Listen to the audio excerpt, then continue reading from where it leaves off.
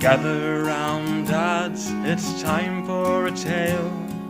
Hand me a book and a warm pint of ale.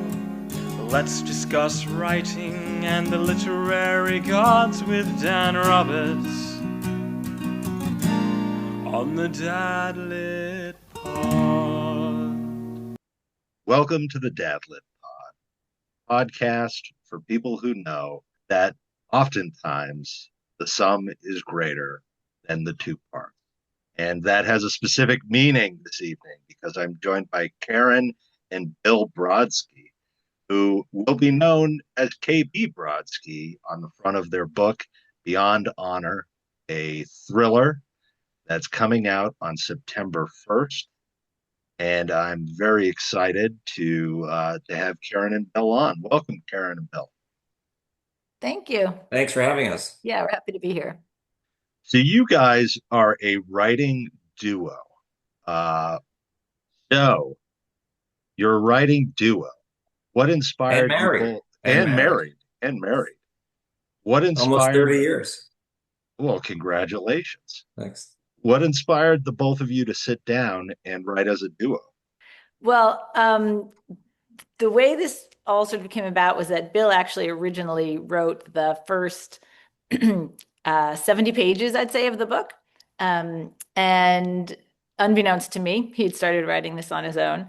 And we had never actually sat down and said, let's write a book together. It was more, he just sort of came to me and actually to our older son and said, I got to show you guys something. I've been working on this thing. And he handed us the 70 pages, and my son and our son and I kind of looked at each other like, okay, and we read it. And by the time we got to the end, we are like, oh my God, this is so much fun. This is awesome. We have to keep going with this. And then Bill invited me to join in on the process, and we worked on it together until the end. Yeah. So how does that work? So the way that we kind of do it is, and we listen to Jack Carr and MP Woodward talk about their process, and Ward Larson and Brad Thor talk about when they write these dual books together. And there's the initial part of it where they're just a white piece of paper. That's kind of like a solo journeyman's task. Where either I'm trying to get something down, or Karen is going through to try to to hone the story, and there we're kind of working separately. And then at some point after the book is pretty mature, and we've submitted our second book and onto the third, that we start to work together more, where we're thinking about the paragraphs, we're talking more about the arc of the characters, and how we want to kind of tighten up the book. Interesting.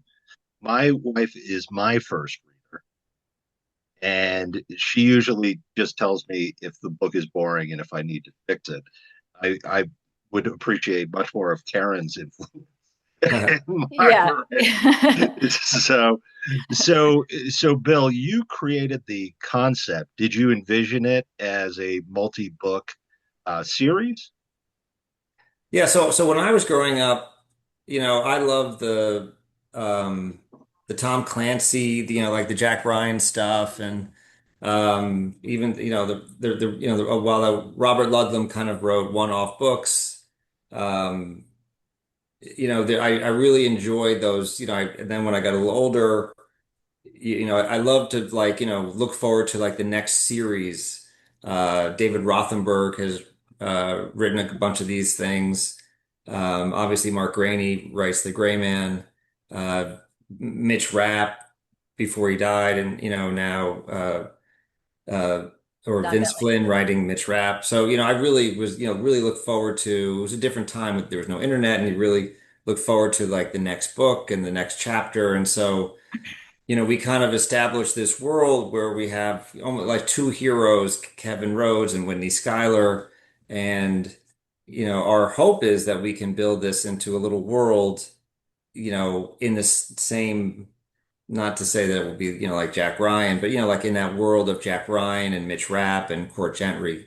So that's kind of we and it and these other, so we'd signed a 2-book deal with Simon and Schuster, um, and we're hoping to be able to build on that if obviously if things go well. That's interesting. So, sort of, uh, and I've thought about this with my writing, the idea of characters coming in and out of each other's stories. Yeah, that's one of the, the fun parts of these books is when you can, bring back a character from one story and, kind of weave them all in, keep that world alive. Yeah, Yeah. yeah, that's interesting. The and so Beyond Honor focuses a lot on the current war in Ukraine and has a lot of details. What's your research process like? I was saying to someone else that, this kind of feels like, this book has been, in the making, you know, throughout my life, because I have read so many of these books. I've read a lot of nonfiction books about people who are in this community. We've talked to quite a bit of people who work in that world. And so our research is multi-pronged, right? It's talking to people, it's reading about people, it's listening to some incredible stories on these different, podcasts that are so full of information and incredible stories. And then, obviously looking, there's so much information available on your computer these days that it's sometimes I think about like how did Tom Clancy, write The Hunt for Red October, which is, just chock full of information and, must have been so much harder for him to go to the library and look at microfiche and, where we have so much information in our living rooms. Yeah, like, speaking about thinking about the Ukraine and some of those very specific scenes, um, it's really kind of fun actually because you get this sort of idea of where you want the story to go. And then you're looking up the specific weapons that they use and what exactly, we've spent days trying to really clearly identify, what this sort of weapon system looked like and what it would be like to be inside, part of the components. And it, you can look at YouTube, you can look online, you can read descriptions of it, you can read newspaper articles, and all of that sort of comes into play. Yeah, there's very, very clearly when you read it, a dedication to authenticity.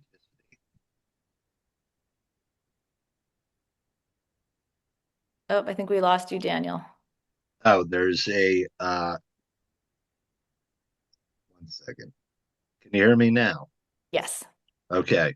Yes, there seems to be a very real dedication to authenticity.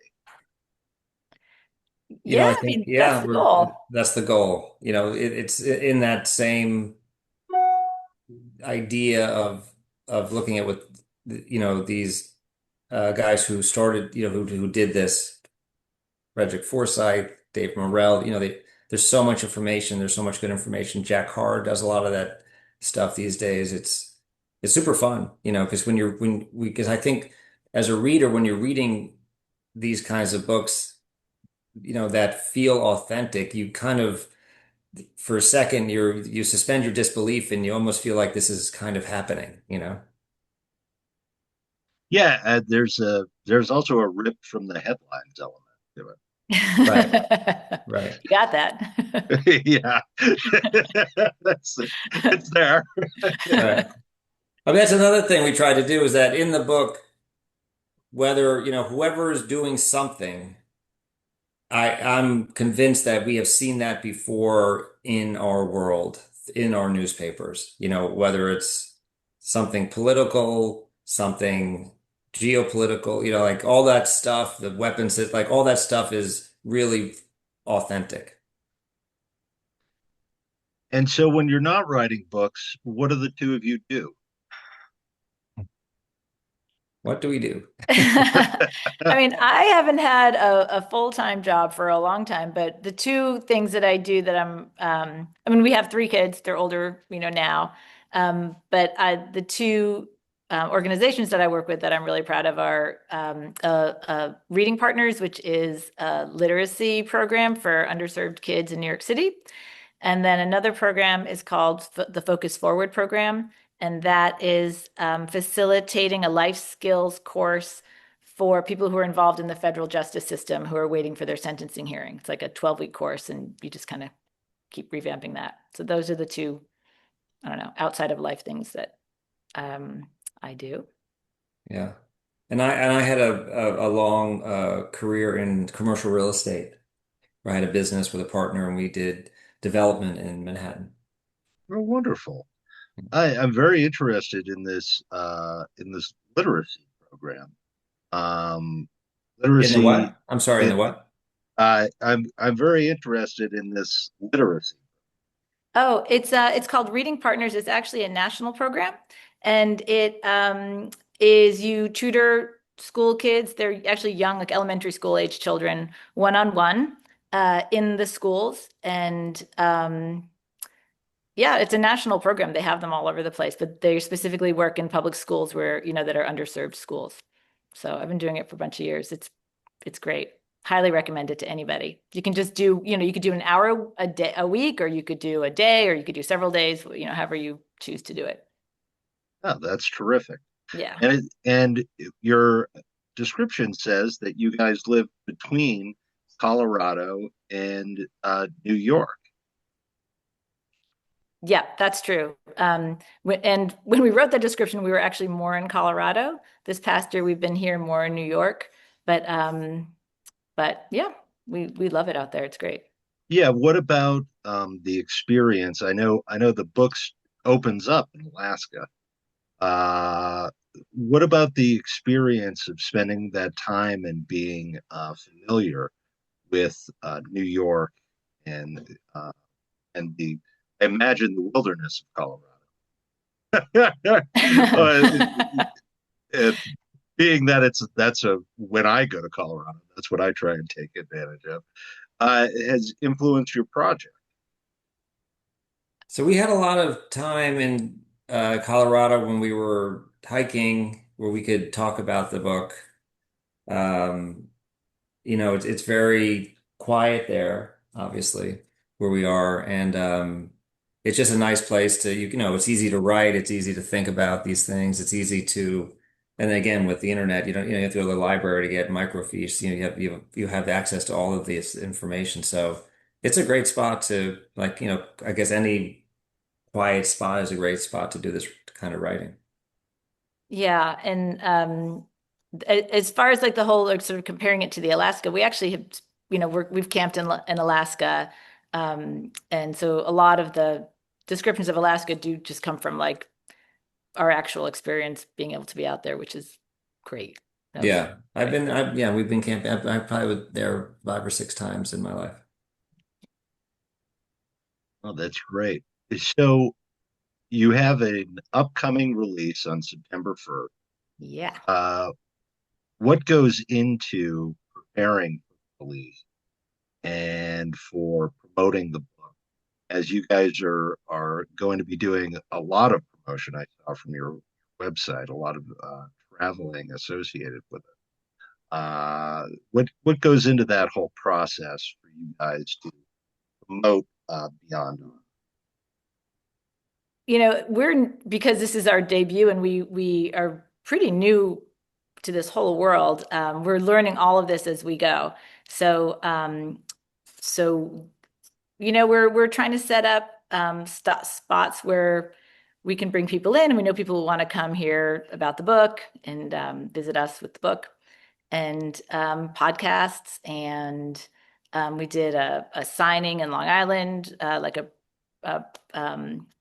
fundraising thing last weekend. We're just sort of, every little thing that we can do to sort of get the word out there that this book exists is the goal. I think it's like a lot of little pieces that you try to, stack together. Our agent said that the book business is a river of nickels, you know. But one of the things that the business part of the book business is a very challenging business in an era where people are reading a lot less. They're listening to, you know, obviously this will be on audiobook, and so the audiobook sales have grown. But to break through as a debut novel, as what you know, whatever genre you're working in, is a tall order, and a publishing company like Simon and Schuster clearly understands that, and their expectations are surprisingly modest, given what the effort, the time, and the energy that they're putting into the book. So I think they're really hoping, that this thing resonates. You build an audience, you write another one, then someone will come back and try the first one. It's really a long-term proposition. Yeah, and you guys say that you've submitted a sequel to Beyond Honor. Yes. Yeah. Yeah. And actually so Emily Bestler is our editor at Simon and Schuster. She has an imprint called Emily Bestler Books, and she's actually quite well known in this part of the business, in that she discovered Vince Flynn. She's the editor for Jack Carr. She's the editor for Brad Thor. So we're thrilled to be in her imprint, and and she spends time with us. And so we talked to her yesterday, and she's going to read our book, our second book, in the next week or two. So we're super excited slash nervous slash anxious about how she feels about it. Yeah, and so how long altogether did it take the both of you to put together Beyond Honor from when you started it all the way to September 1st and the final release? Until between like then and September 1st. Yeah, yeah. 3 years? Well, yeah, it's not, I think, so when we started it and when we got it purchased by Simon and Schuster, I think that was about an 18-month process. However, Simon Schuster came up with this release date that was an additional year or so in the future, because I think they were, thinking about trying to seed the community with the book, and hopefully we'll get good reviews, and that may build into some sales. So, it's been a long time. I think that we sold the book in May of 25, and the pub date is September of 26. And so obviously during that time, we're not working on the book. The book was mostly finished. Um, and so we spent that time working on book two. Yeah, and your reviews are really terrific. I see Thank you. the best thriller books have a great review. EW Picks and Spy Berry. The spy genre is always ever changing. I think one of the things that I I love is to talk about how if you go back and you read um, Fleming's James Bond, it is hilarious. It's very funny, Yeah. and it's subsequently become much more authentic, much more gripping, much more detail oriented. But who would you say were your biggest influences on? So for me, well, I would just give us a little bit of a promotion. Spyberry, which is a London-based podcast and website, called Beyond Honor one of their top 10 spy books for 26, which we were really, really thrilled about. Um, I think for me, when I was growing up, I like Robert Ludlum, Ken Follett, and Tom Clancy, Dave Morrell. They were kind of the guys that I would read as much as, and Mitch, obviously Vince Flynn. Trap. Yeah. Yeah. Um, those were, and I think if you look, we're talking about how there's lots of different subgenres within the genre, right? Like the Ian Fleming stuff is almost cartoonish Mhm. when you read those books now, right? Like Thunderbolt and this, versus where Daniel Craig. I haven't read the Daniel Craig. I don't know if there are even books that are the basis for Daniel Craig's movies, but those are obviously much more like, he's become almost like Jason Bourne compared to what, like Sean Connery or Roger Moore was. In the same way that the books in this genre, a lot of them are full of action, and there's really an action, like there's lots of action, and what we try to do with this book is have a more of a throwback to those authors where there's more time taken to try to get to know the characters, more time taken to try to build a world that's not all action, and I love the action books, I love all those books. Um, but here we're trying to pump the brakes a little bit and give some of this uh, character building a little time to breathe. Yeah. So I call Tom Clancy Papa Dadlet, as the great, um, he's the great uh, fountain from which Dadlet arises. And I like to Right. joke that my Uncle Billy only reads Tom Clancy and his Air Force Times. And as That's well. his Air Force Times. Okay. Uh, and so, what would you say is your favorite Clancy? Uh, I mean, I love The Hunt for Red October because it kind of like opened a door of like, oh my God, it's so much information about these submarines and, the Jack Ryan, we're just getting to know him. So I have to say that I'd say that it's The Hunt for Red October. It's one of his earlier books. I just love it. Yeah, it's a classic, absolute classic. Karen, do you have a I reference know. What here? I'm thinking was, I wish we had a video to show the bookshelf. Bill and I would get into so many fights over the years because our bookshelf was like every Tom Clancy book is like 4 inches wide. And I'd be like, you have to stop getting these in hardcover. No, I don't. I can't even. I have not read all the Tom Clancy's. I think The Hunt for Red October might be the only one I ever read, actually. And There- I'm going to be honest, it was years ago, and it was so detailed, and and yeah, no. The book that got me going, I was just thinking about when you said Ludlum, Bill, was on our honeymoon. That was 30 years ago. And so you're traveling with hardcover books or not hardcover, but with actual books, pre-Kindle. And so we'd read a book, finish a book, read a book, finish a book. And then we found this old copy of The Bourne Identity in a hotel.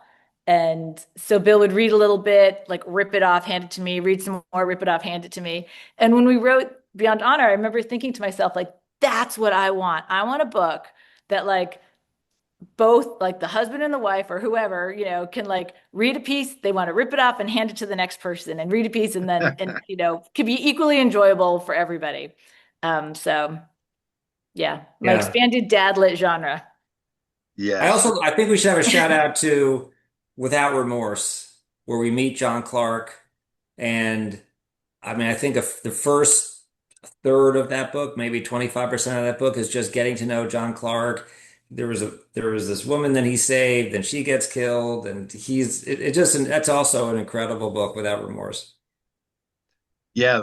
Without Remorse is a classic. My Classic. all-time favorite that the dad literati knows that Rainbow Six. Rainbow Six. Rainbow I think we have Six. 2 copies of Rainbow Six. I mean, That's really follows John Clark, when he sets up that, kind of like dev group thing, basically. yes, Yeah. I love that book, and I love it because it is about the careful placement of specialized individuals to respond to a setting. I Right. almost I almost equate it with uh, when I think about writing and when I think about great writing and the way that set pieces work. Um, the show Paw Patrol, which if you're a father, you've been subjected to, This is is a after our time, right? yes. It was after you guys. It's what I live in. It they set up an issue, which is the disaster itself. The disaster is usually some element of uh, human stupidity or an animal that, drops an egg on someone or something like that, which then creates a sort of disaster that these specialized dogs need to respond to. And then, amidst the disaster, there is a second order complication, which invites further creative thinking from the team of dogs. And I realized that one of the brilliant things about Rainbow Six is that Clancy creates sort of an episodic experience similar to, from that perspective, and very cleanly, similar to the way that you would have episodes of a television. The sort of idea where you create the problem, then you bring your guys in to solve the problem, and amidst all this, there's the underlying narrative. And I think it's one of these books that's 900 pages long and doesn't read all that way. Really, really terrific. That's And a they have great a video feeling. game, right? And they have the Xbox And they game. have the Xbox game, yes. And there hasn't been a movie. And my best friend and I have discussed on the pod the fact that it's quite egregious. There should be a Rainbow Six movie. We're all waiting for it. Do you think it'll be a TV show if it's so episodic with all the, 'cause I don't. it sounds like Netflix should get on that one. I mean, I would. I imagine if they're ever going to do it, it would be sort of a John Clark type episodic series. They just made Without Remorse for Amazon with Michael B. Jordan. Um, so that came out recently, but I think they updated it and they didn't keep it in the period that Tom said it. I'd argue that a lot of these special forces movies that we see are basically Rainbow Six, with a different name of character. Yeah, I would say so. It's updated. I'll Right. update it. I was listening to Lee Childs on a podcast, and I don't know how this came into my YouTube thing. And so, he was talking about he's the Reacher, obviously he Yeah, writes the Jack Reacher books. Reacher. And it was some kind of like masterclass series with him. And so to this idea that he was saying that if you're an author and you think you're gonna have, you want to write a book and you need to come up with something brand new, and that's the hurdle that's keeping you because you can't think of anything new. He said, just there are no new stories. He's like Yes, he's like I've this. seen He this. said, Yeah, you just stop it, just find something you're interested in, find something that's personal, and you write through that. Because you're like to the Rainbow Six thing, right? Like it's just a different group of people. They're just called something different, but it's the Rainbow Six, elements. yeah.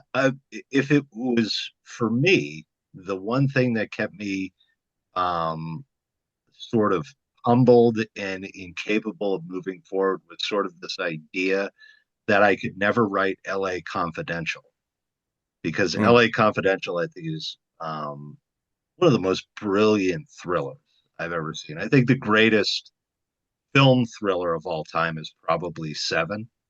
Oh But God. L.A. Confidential, L.A. Confidential is such an exacting story where every line and every character has meaning, and there are probably 35 different named characters throughout that story, all being weaved in and out. And that just intimidated me. And I finally owned up to the fact that I don't need to write LA Confidential.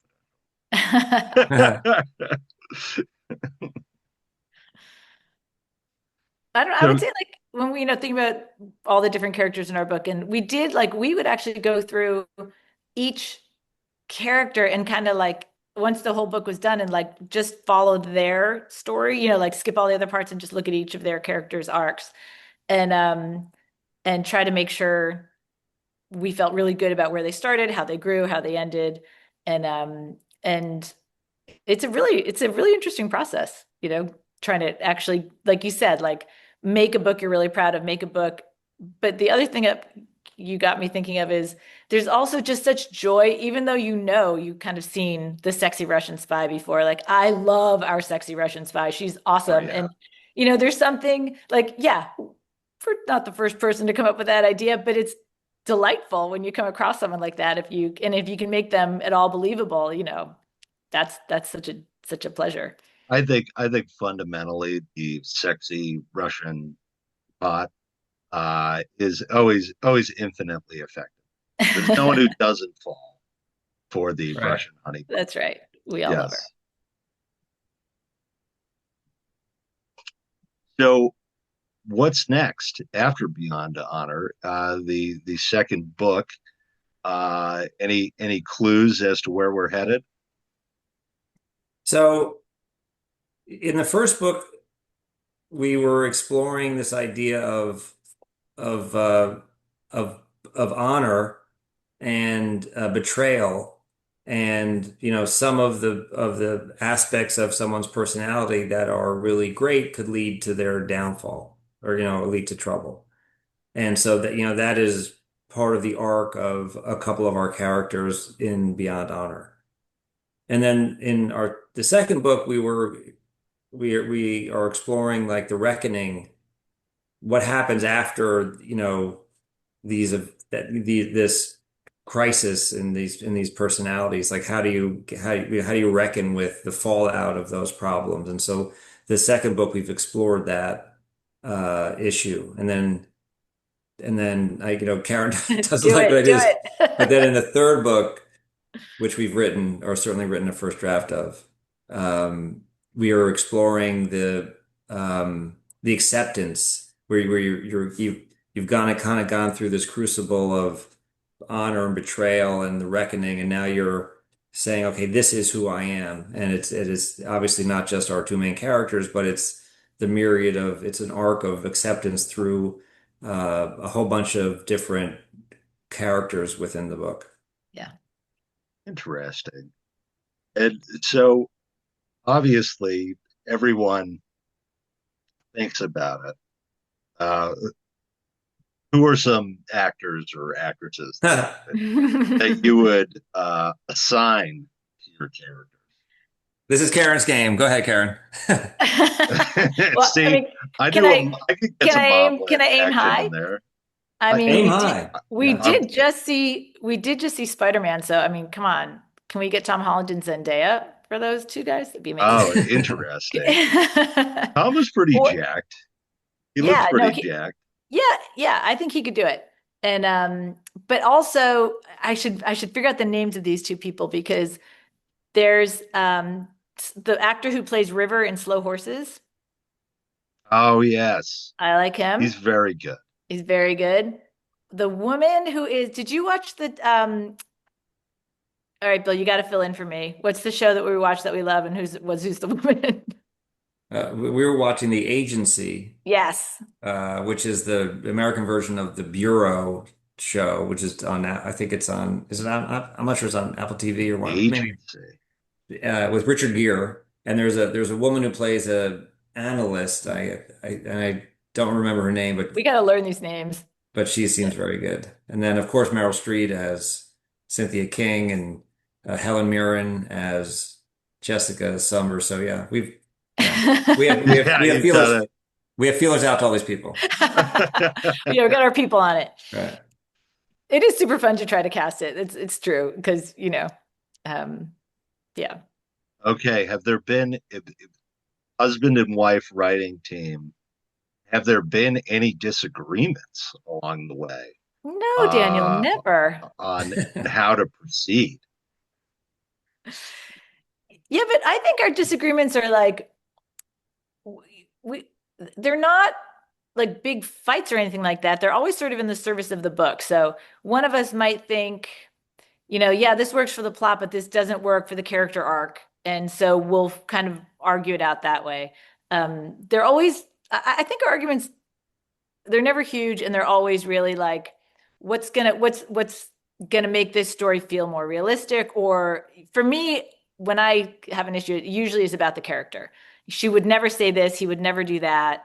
Um, this isn't gonna be true to their arc. That's sort of where I would tend to put my Mhm. ball on my sword. How about you, Bill?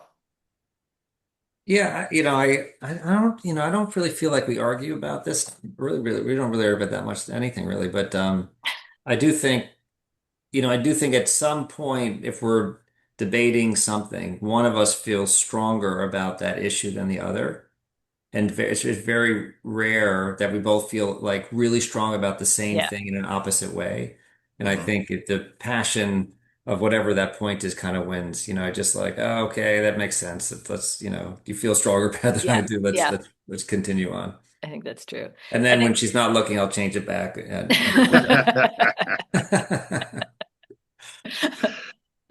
That's bold. I get yelled at with there my have been a wife. number of times I'll be reading the manuscript and I'll be like, "Oh my God, you changed that." And then he'll be like, "No, I didn't." And I'll read, a paragraph down. I'll be like, "Oh no, there it is. No, you didn't do it. We're good."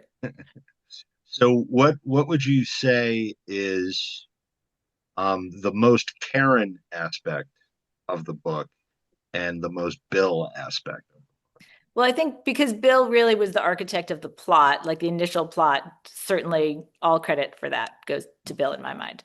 And then where I think I contributed my 50% was really um, the first kind of round that I took with it was a lot to do with structure and how to bring some of Bill's ideas into focus a little bit more through dialogue or figuring out, which narrator, which shoulders our narrator going to sit on for this chapter, whose going to point of view are we looking at, kind of more structurally that way. But then once we had sort of a product that we both really liked, I would say it was very collaborative. Would you agree on that, Bill? Yeah, I also think Karen brings a more literary gives it a little more literary uh I Do don't go know on. words. What? Right. She makes it, I just, I think she takes, parts of this thing that are a little on the crude side and she makes it better. So yeah. Thanks. Yeah. So That's Bill, super fun working out together, because uh it's fun to do something different when kids are older. It's a nice, way to say it. yeah, And that's fun. yeah, so Yeah. Yeah, it's been a really fun process. what finally sort of inspired you to sit down and write those initial 70 pages? I was in between real estate projects, and I think I was didn't really have a good book to read at the time. And I like to be a productive person, and I've just read so many of these books. Yeah, I think and we have this painting of a self-portrait of a young artist, and he's kind of he's looking kind of in the behind him, and it's dark blues, and it's just a very moody picture. And I was like, oh, I know that guy, and had this idea, and then obviously by reading all these books, you kind of know the tropes of the genre and where these things go and what to do, and it came out quite quickly. I was really surprised. Yeah, and what then convinced you to take the next step and to pitch it? Well, that's an incredible story, if you don't mind. So we finished the book, and we were, we didn't really think about what to do with it. Maybe we'd print off a couple of copies, just for ourselves and our friends. Make our kids read it. Yeah, yeah. Like it wasn't, well, we weren't They really won't. thinking it. Yeah, we weren't thinking, it was like, oh, this is like, if we just like, my best analogy is like when we were growing up, you make a model airplane and you just finish the model airplane. You're like, oh, the model airplane's finished, right? So there's nothing to Yeah. do with it. Um, and then we showed it to a couple people, and then one of the people was my older brother, and his wife, and they were incredibly enthusiastic. Oh, it was such a good book and all this great stuff. And so then he sent it to a friend of his, um, who's an attorney, and he knew this guy named Lee sent it. He's like, oh, I received this book from my client. His brother wrote it, and he sent it to someone from CAA, and you can imagine it was like, sorry, I have to send this to you, right? Basically. And then somehow it made its way to a guy named Anthony Matera, who's an agent, a literary agent at CAA, and he read the book. We didn't even know, we didn't know exactly if anyone was going to read the book. And he called us up and he says, "Don't sign with anybody else. Let me represent you." And we're like, okay. And then a month later, Emily Bessler bought the book from at Simon and Schuster, bought two books. Well, that's wonderful. That's great. Yeah. And it was really, again, we appreciate how difficult, pitching books are and query letters and trying to find an agent. And I'm just, we're so thankful that this process happened. Like, we're just incredibly lucky and grateful that that happened. Yeah. Yep. Absolutely. Yeah, and you were at Thriller Fest recently. What'd you present on?